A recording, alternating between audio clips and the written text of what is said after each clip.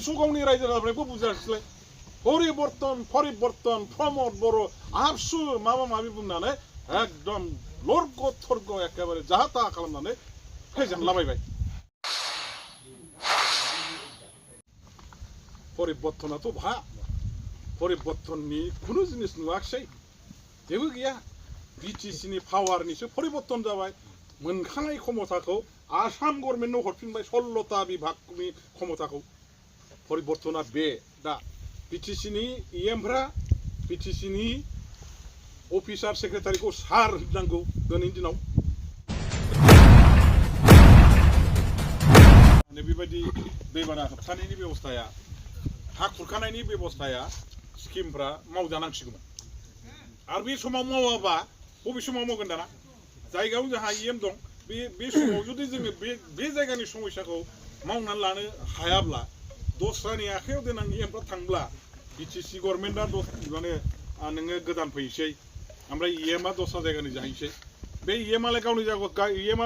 जायगाखौ गोसो होना मावहैगोन गावनि जायगायाव दङबा दा जोंनि जायगानि EMआ जोंनि जायगानि दैबाना हा खुरखानायखौ होबथानायनि बेबस्थाखौ नैबे गभर्नमेन्टआव क्षमतायाव थानाय समाव मावाब्ला सोर मावगोन माब्ला मावगोनसो दाना जोंथ' आरो बिरोधि दलनिसो रुलिंआव थानायबा एसे आलदाबावमोन दा तुलना खालामनानै नायोबा आं जेसेबां मावदों बेसेबां बाहा मावदोंथाय आं माथो मेगनाव नुवाखै बैयाव कमल सिङाव मावबाय थादों बै कमल सिं थुरिबारियाव बे मावखांबाय आरोखि अलरेडि बेबो जोंहा जों जेबो सोमोन्दो गैया बे जाहैबाय जोंहा बै समनि चिफ इलेक्शन कमिशनार हरिशंकर माने बे आदा हरिशंकर ब्रह्मआ बे डाइरेक्ट फैजस हाजरिकाखौ हमहैदों आसामनि जल सम्पद बिभागनि मन्त्रि बेखौ डाइरेक्ट हमहैदों जे कमल सिं थुरिबारि गामिया आंनि जोनोम गामि आंना न'आ गुरुफिल्ला दैजों खुरखानानै थांजोबसै गतिके बे आंनि न' आंनि हा आंनि बारि बिथाजों लोगोसे बे थुरिबारि गामिनि आइ आफा रायजो राजाफोरखौ जुदि दिनै आं बासायनो हायाबा आं बायदि सासे एफा माने हाइ लेभेलाव थाबोनाय अफिसार आरो नोंसोरजों जानानै खामानि मावनाय आं बायदि सासे मानसिनि बे गामिया जुदि जोबस्रांनांगौबा मा जानांगौ गतिके बे गामिखौ बासायनायनि माने माबा मोनसे बेबस्था लानांगौ होननानै बियो डाइरेक्ट फैजस हाजरिकाया बेनिफ्राय बेवहाय 4 कौटि बेसेबांबा थाखानि लोगो माबायाव हरबाय बि माने नाबादाव हमना होबाय बि नाबादाव हमना होबाय आं जेला फैजस हाजरिकानो थाङो होमबा फैजस हाजरिकाया आंखौ होनबाय आरोखि दादा नैबेथ' नोंनि समस्ति नङा होमबा जाबाय आरोखि औ बेथ' आंनि समस्ति कमल सिं थुरिबारिया आंनि समस्ति ओमफ्राय बे माने जोंहा माबाया फैदोंमोन बेखौ होनबाय आरोखि बे हरिशंकर ब्रह्म बिथाङा आंनाव फैदोंमोन बिदि समस्यानो बिनि सुबिदा जायाखै सेंसन मोनाखै बे हिसाबै गामिखौ बासायनो माने मालाय मन्थ्रिनिफ्राय बिनानै लाबोनानै मावफैनायसो माखौ मावदों बिदिबा BTCआ दैबाना होबथानाय बे हा खुरखानाय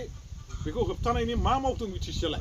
जोंनि बे पश्चिम क'क्राझार समस्ति बा कसुगाव समस्तिनि सिङाव बे बाहाबा माने सिमेन्टनि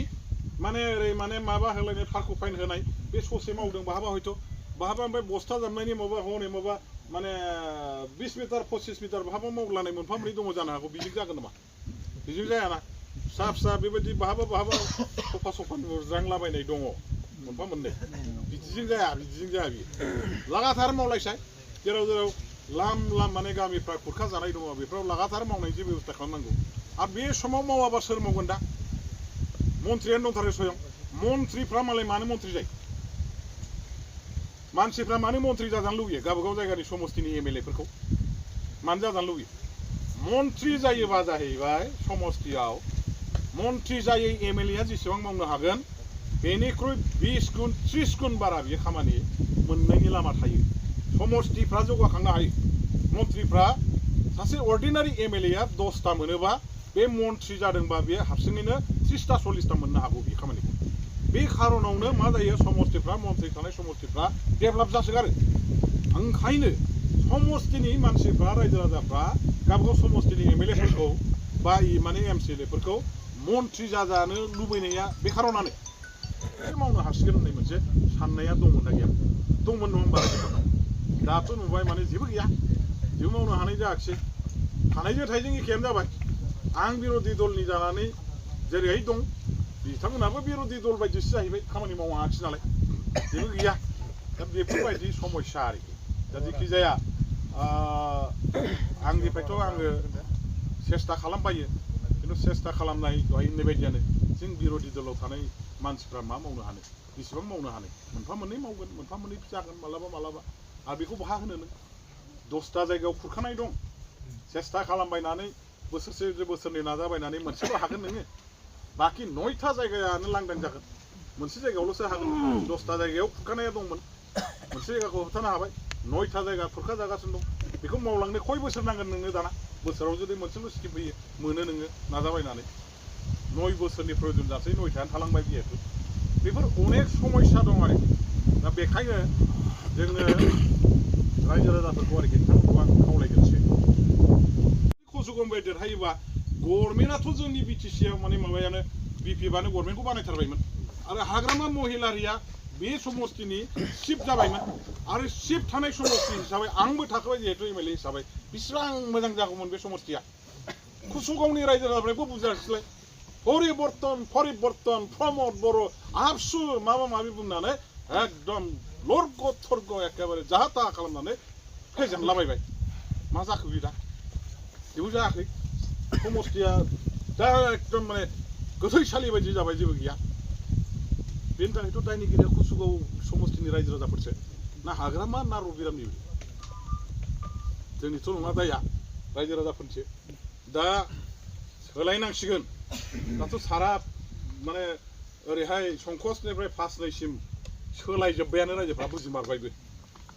परिबर्तनाथ' बहा परिबर्तननि खुनु जिनिस नुवाखिसै जेबो गैया बिटिसिनि पावारनिसो परिबर्तन जाबाय मोनखानाय क्षमताखौ आसाम गभर्नमेन्टनो हरफिनबाय 16टा बिभागनि क्षमताखौ परिबर्तना बे दा परिबर्तना बिसो दा बिटिसिनि इएमफ्रा बिटिसिनि अफिसार सेक्रेटारिखौ सार होननांगौ दिनैनि दिनाव मा जाखो बेलाय परिबर्तना बेनो सरकारि अफिसारफ्रासो पावारफुलसिन इएमफोरनिख्रुइ इएमफोरखौ बिसोरसो सालायो दा इएमफ्रा बिसोरखौ सालायनांगौमोन अफिसारफोरखौ मा जागोन बिदिजों जेबो गैया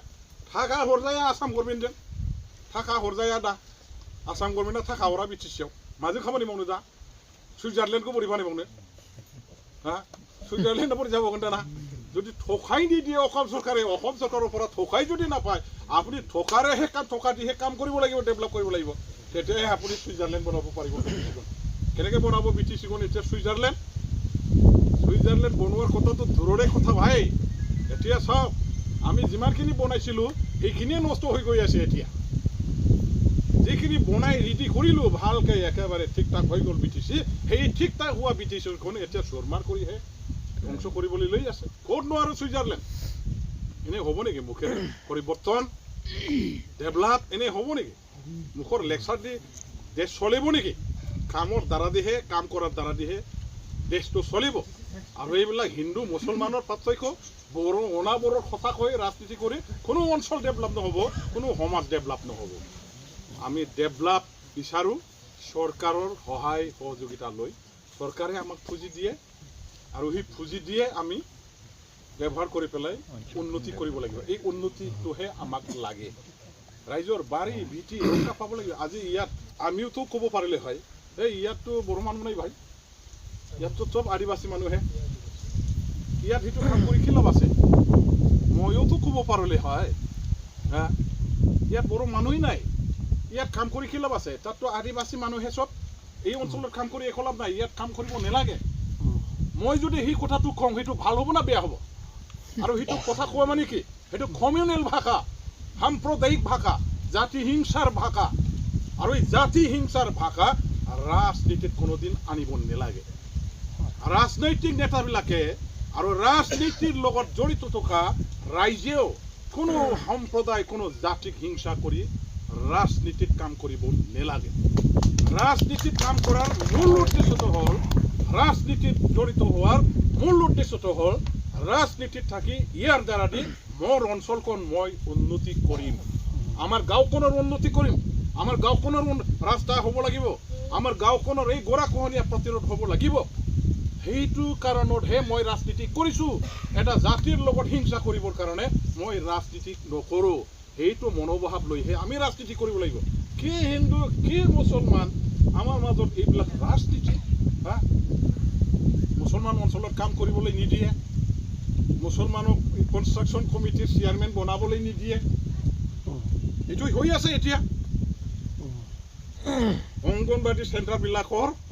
কনষ্ট্ৰাকশ্যন কমিটি যে বনাব লাগে প্ৰেচিডেণ্ট ছেক্ৰেটাৰী মেম্বাৰ যে বনাব লাগে মুছলমান অঞ্চলত থকা কাম হ'লেও মুছলমানক প্ৰেচিডেণ্ট বনাব নিদিয়ে